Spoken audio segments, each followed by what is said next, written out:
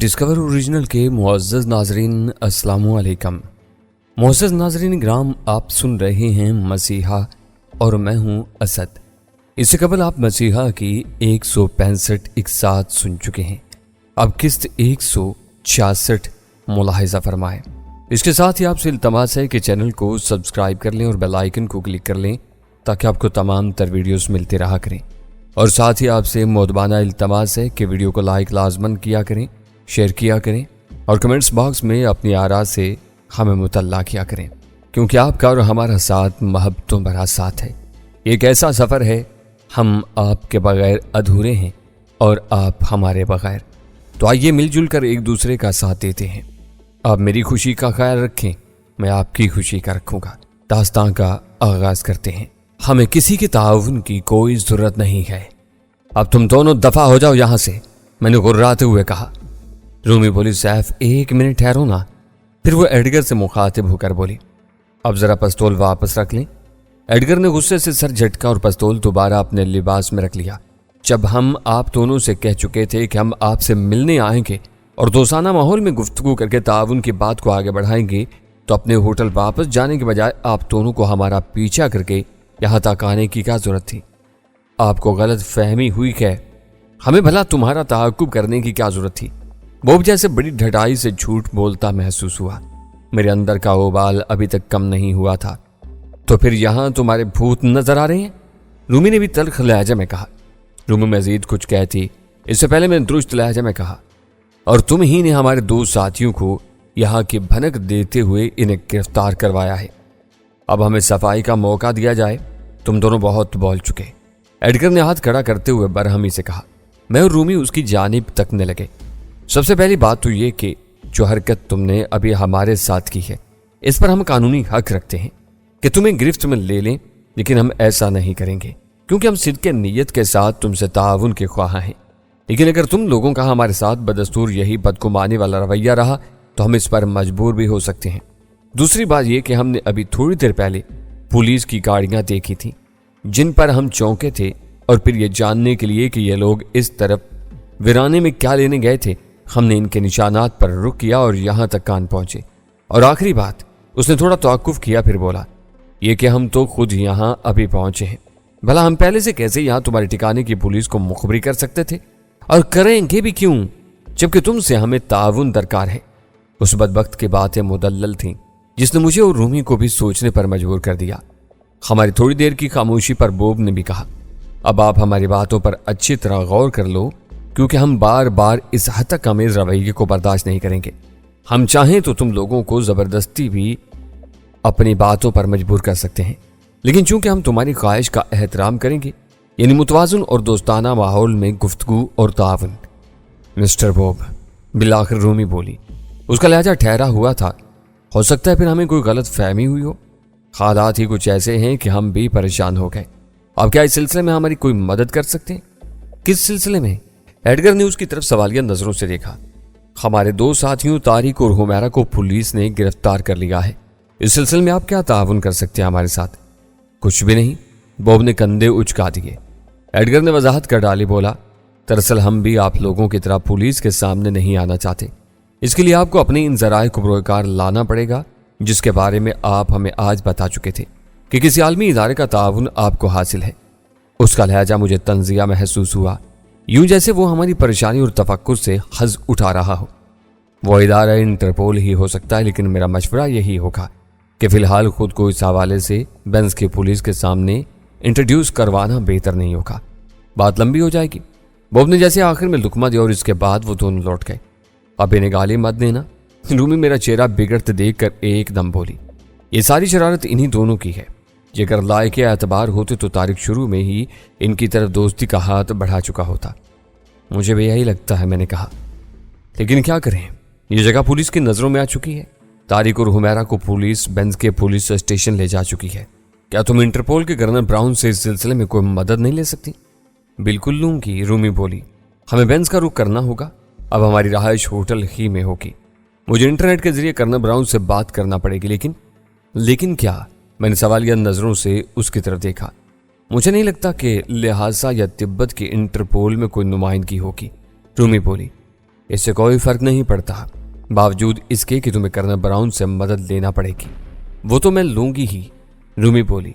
फिर एक लम्हे के लिए खामोश हुई और बोली, हमें चलना चाहिए। हमने अपने मुख्तसर और ज़रूरी सामान की एडवेंचर किट्स कमर पर बांधी और वापसी के लिए सड़क की जानिब चल दिए। सड़क पर हमें बस मिल गई। इसमें सवार होकर हमने बेंज की राह ली, एक सस्ते से होटल का कमरा किराए पर लिया और रूमी अपना लैपटॉप वगैरह खोल कर बैठ गई। मैंने रूम सर्विस फोन करके काफी लाने का कह दिया। Yes sir, Rumana speaking from Tibet Benz. वो हेडफोन चढ़ा कर माइक में कह रही थी। मैं करीब रखी कुर्सी पर विराजमान हो गया। वो कर्नल ब्राउन के साथ राब्ते में थी और अब उसे मौजूदा सूरत हालात से आगाह कर रही थी। ये गुफ्तगू कमोबेश निस्फ घंटे तक जारी रही, जिसका लुब्बे लुबाब ये रहा कि कर्नल ब्राउन ने रूमी को कुछ जरूरी हदायत देते हुए उसे यही मशवरा दिया कि वो अभी इस सिलसिले में फिलहाल बेंज के पुलिस स्टेशन जाने से गुरेज करे। पहले वो यानी कर्नल ब्राउन अपने ज़राए से मामले की नौयत मालूम करने की कोशिश करेगा। इसके बाद वो रूमी से रब्ता करके इसे नई हदायत देगा। इसके लिए उसने 2 घंटे की मोहलत मांगी थी। रब्ता मुनक़ता करने के बाद मैं और रूमी मुतफक्किर से बैठ गए। इतने में वेटर कॉफ़ी की ट्रे ले आया। हम दोनों काफ़ी पीने लगे। वक्त बातों से पास करते रहे, यहाँ तक के 2 घंटे बीत गए। कर्नल ब्राउन ने अभी तक कोई रब्ता नहीं किया था। मुझे ज़्यादा बेचैनी होने लगी और तफक्कुर और परेशानी बढ़ती जा रही थी। इसी तरह इंतज़ार करते करते आधा घंटा मजीद बीत गया। अब मेरे सब्र का पैमाना लबरेज होने लगा। मैं उठ खड़ा हुआ। क्या हुआ? मुझे इस तरह अपनी जगह से खड़े होते देखकर रूमी चौंक पड़ी।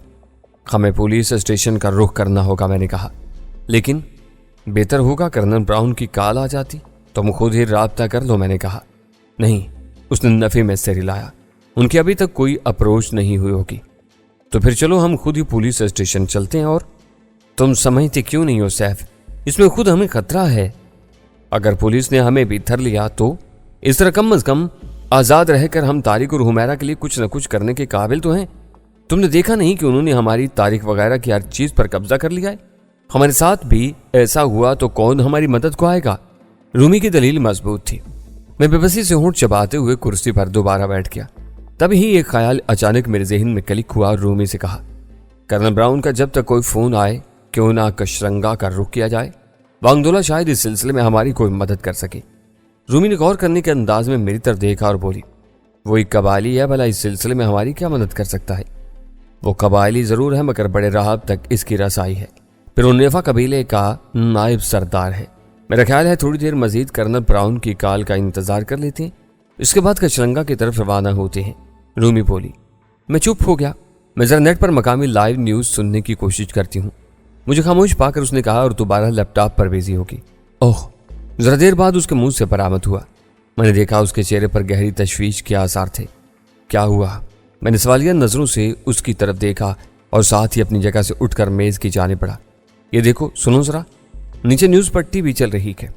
रूमी ने लैपटॉप को जरा मेरी जानिब घुमा दिया।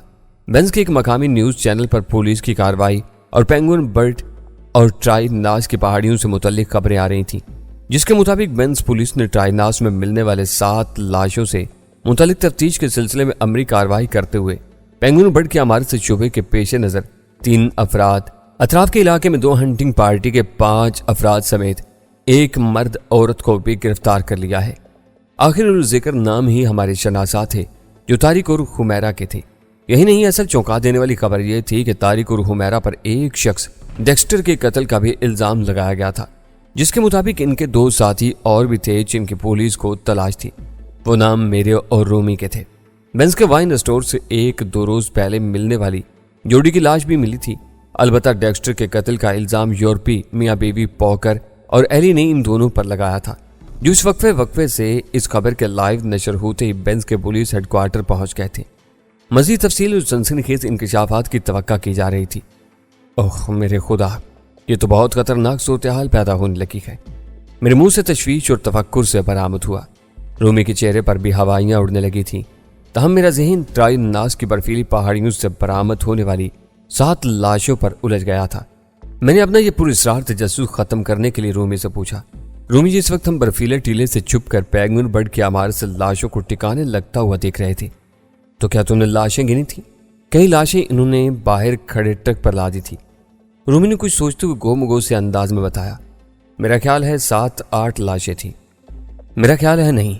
यकीन से बताओ, मैंने संजीदगी से कहा। یقین سے تو نہیں، اندازہ ہی ہے، تم نے گنی تھی نا؟ میرا بھی یہی حال ہے، میں نے کہا۔ لیکن آخر ان لاشوں میں تمہیں اچانک کون سی اچھوتی بات نظر آکی؟ اس کے لہجے میں حیرت تھی۔ نہیں، ایسا کچھ نہیں، میں نے سر جھٹک کر کہا۔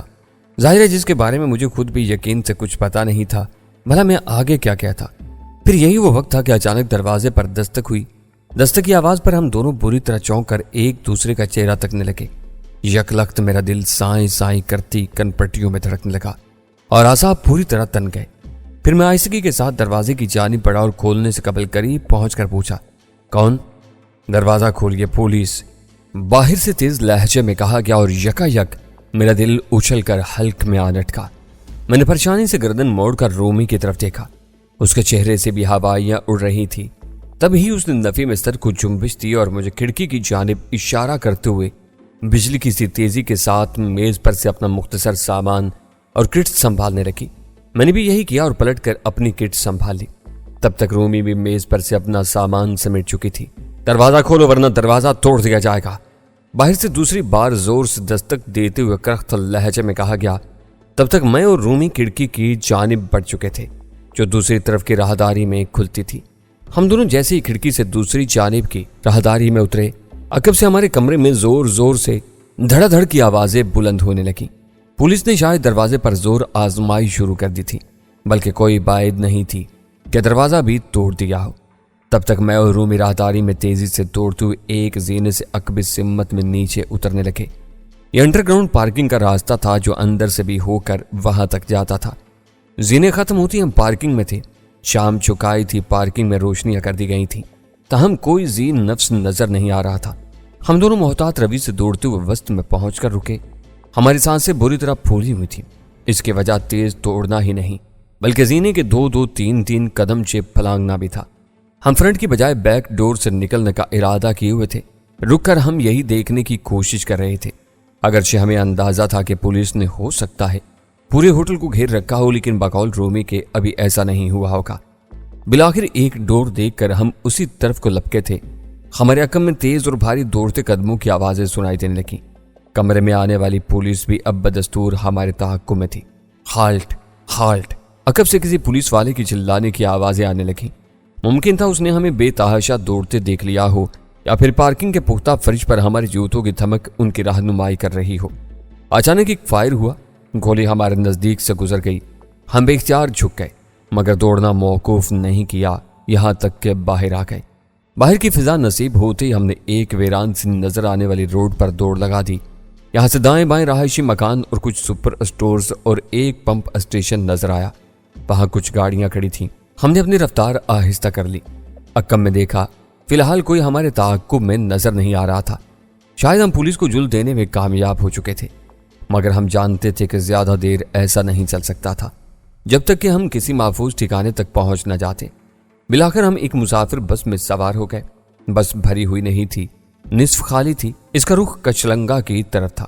ہم جانتے تھے کہ یہ وادی کے اندر تو نہیں، البتہ جدھر کچلنگا کا بورڈ نصب تھا وہاں تک ضرور جاتی تھی۔ ہمارے لیے یہی کافی تھا۔ ہم بس کی سیٹوں پر ساتھ ساتھ بیٹھ کر اپنی پھولی سانسوں کو درست کرنے لگے۔ چند مسافروں نے ہم پر ایک نظر ڈالی اور آپس میں باتوں میں مصروف ہو گئے۔ شکر تھا کہ نیوز میں ابھی ہماری کوئی تصاویر شیئر نہیں کی گئی تھی، ورنہ بینز جیسے گنجان آباد شہر میں ہمارا گھومنا پھرنا مشکل ہو جاتا۔ مشکل تو اب بھی سر پر آن پڑی تھی۔ ہم بار بار مڑ کر عقب میں بھی دیکھتے رہتے کہ کہیں کو پولیس گاڑی تو تعاقب میں نہیں آ رہی۔ اس خدشے کے 50% ہی امکان تھے۔ بہرحال شکر ہوا کہ کوئی گاڑی تعاقب میں نہیں تھی۔ نصف گھنٹے سے زیادہ وقت گزرنے کے بعد ہم بورڈ والے اسٹاپ پر اتر گئے۔ یہاں سے کچلنگا کے اندر یعنی 2 شاخہ وادی میں خچر گاڑیاں موجود تھیں۔ میں اور رومی تیزی سے ایک خچر گاڑی میں سوار ہو گئے۔ یہاں ہمیں جہاں وانگ دولا کی مدد کی امید تھی، وہیں شیشوک اور ایلی اور پوکر کا بھی ڈر تھا۔ ان خبیثوں کو بہرحال کسی بھی حوالے سے پولیس کی مدد مل گئی تھی۔ ہمیں یہاں دیکھتے ہی وہ پولیس کو ہماری کچلنگا میں موجودگی کی اطلاع دے سکتے تھے۔ یوں ہمارے پاس کوئی دوسرا راستہ بھی نہ تھا۔ یہاں ہمیں کم از کم وانگ دولا کی سپورٹ حاصل تھی۔ خطرہ اپنی جگہ تاہم سر پر پڑنے والی فوری مصیبت سے ابھی تو بچ رہے تھے۔ بورڈ اسٹاپ پر آ کر میری اس تجویز سے رومی نے اتفاق کیا کہ ہمیں فوراً میک اپ کر کے ہی آبادی کا رخ کرنا چاہیے، کیونکہ اس بات کا قوی امکان تھا کہ شیشوک اور اس کے دونوں یورپین میاں بیوی ایلی اور پوکر کے جاسوس پھیلے ہوئے ہو سکتے تھے، بلکہ تازہ صورت حالات میں اس بات کا اور بھی خطرہ بڑھ جاتا تھا جبکہ بینز کی پولیس ہمیں تلاشتی پھر رہی تھی۔ لہٰذا ہم دونوں نے وہیں کسی ویران سی جگہ پر درختوں اور ٹیلوں کے درمیان جا کر ریڈی میڈ میک اپ کیا اور پھر خچر گاڑی کروا لی۔ اس میں سوار ہو کر آبادی کی طرف رواں دوا ہو گئے۔ کرایہ ادا کر کے ہم تیز تیز قدموں سے وانگ دولہ کے گھر کی راہ لی جو زیادہ دور نہیں تھا۔ خچر گاڑی ہم نے دانستہ اس کے گھر سے کچھ دور ہی رکوا لی تھی۔ ہمیں سیاح کی حیثیت سے مقامی لوگ ایک نظر ڈالتے اور پھر روایتی انداز میں خیر سگالی اور خوش آمدید کے ہاتھ ہلا کر آگے بڑھ جاتے۔ ہم بھی جواب میں اپنا ہاتھ ہلا کر دوستانہ انداز میں ان کی طرف دیکھ کر مسکرا دیتے۔ یہ ان کی طرف سے امن و آشتی کی نشانی تھی۔ ایسا وہ بڑے دلائی لاما کے پرامن سبق یا آواز کے مطابق کرتے تھے۔ ہم وانگ دولہ کے گھر پہنچے۔ وہ ہم سے ملا، لیکن ظاہر ہے میک اپ میں ہونے کی وجہ سے وہ پہلے تو ہمیں دیکھ کر الجھ سا گیا تھا، لیکن جب ہم نے آہستگی سے بتایا کہ ہم کون ہیں تو اس کی آنکھیں یکدم حیرت کے مارے پھٹی کی پھٹی رہ گئیں۔ اگلے ہی میں اس نے ہمیں اندر بلا لیا۔ ایک الگ کمرے میں بیٹھ کر ہم نے وانگ دولہ کو اب تک اس ساری صورتحال سے آگاہ کر دیا۔ پہلے حملے میں سنگتے کی موت کا اسے علم ہو چکا تھا، اس کا بھی ہم نے اسے اظہار افسوس کر ڈالا۔ ہماری صراحت سن کر وہ ایک دم خاموش سا ہو گیا۔ اس کے بھاری اور باروب چہرے پر ایک گمبھیر سی خاموشی طاری ہو گئی تھی۔ میں رومی اس کے پرسکون چہرے کو تکتے رہ گئے۔ کچھ لمحے بعد وہ گہری تشویش سے بولا، یہ تم دونوں نے اچھا کیا کہ یہاں آنے کے لیے اپنی صورتیں بدل ڈالیں۔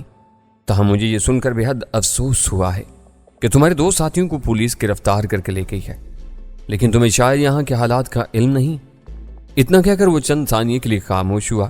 اس کی آخری بات پر ہماری آنکھوں میں بھی نامعلوم سی الجھن تیر گئی تھی۔ وہ دوبارہ بولا، یہاں سنگتے کی موت کا معاملہ بھی میں بڑے دلائی لاما کے زیر بحث لا چکا ہوں۔ اس کا مقدمہ بڑے راہب کے سامنے پیش کیا گیا تھا۔ کھمپا قبیلے کی ساکھ لاماؤں اور مقامی لوگوں کی نظروں میں اچھی نہیں، لیکن اس کے باوجود ظلم اور ناانصافی کی دہائی پر کھمپا قبیلہ ہر طرح کا حق رکھتا ہے۔ ہم نے تو بڑے لاما کے سامنے صرف اپنے ایک آدمی کے قتل کا مقدمہ رکھا تھا، لیکن انہوں نے تو اس رات تم لوگوں کے ہاتھوں مرنے والے ایک سے زائد آدمیوں کی ہلاکت کا مقدمہ رکھ ڈالا۔ بات کھلی تو تم لوگوں کا بھی ذکر چلا۔ ایسے میں کھمپا قبیلے کو تم لوگوں کے خلاف زہر بھرنے کا بھرپور موقع ملا۔ انہوں نے تم لوگوں کو مجرم، فسادی اور جنگ کے حامی ہونے کا بھی الزام لگایا۔ مجھے افسوس ہے کہ میں اپنے مقدمے کا بھرپور دفاع نہیں کر سکا، تاہم ابھی معاملہ چل رہا ہے۔ اب تم نے پولیس والی ایک نئی خبر دے کر مجھے پریشانی اور تشویش میں مبتلا کر ڈالا ہے۔ وہ اتنا کہہ کر پرسوچ انداز میں خاموش ہوا تو میں اور رومی ایک دوسرے کا چہرہ تکنے لگے۔ ہم اس کی بات کا مطلب سمجھ چکے تھے۔ کوئی یہاں بھی پناہ کی امید نہ ہونے کے برابر رہ گئی تھی۔ ہاں، مجھے تم نے اپنے دونوں ساتھیوں کی گرفتاری اور پولیس وغیرہ کی ایک نئی خبر دے کر مزید فکر و پریشانی میں مبتلا کر دیا ہے۔ وہ تھوڑی دیر خاموش ہونے کے بعد پھر کہنا شروع ہوا، لاما قانون اور پولیس کا بے حد احترام کرتے ہیں، اور یہی نہیں، وہ ان سے ہر طرح کے تعاون کا بھی دم بھرتے ہیں، اس لیے ان کے پولیس سے ہمیشہ اچھے تعلقات رہے ہیں۔ اگر پولیس تم لوگوں کو تلاش کرتے ہوئے یہاں آن نکلی یا انہیں تمہارے دو ساتھیوں کی گرفتاری کا علم ہوا، جو مجھے یقین ہے اب تک شاید علم کھو بھی چکا ہوگا، تو الٹا میرے لیے مصیبت پیدا ہو جائے گی۔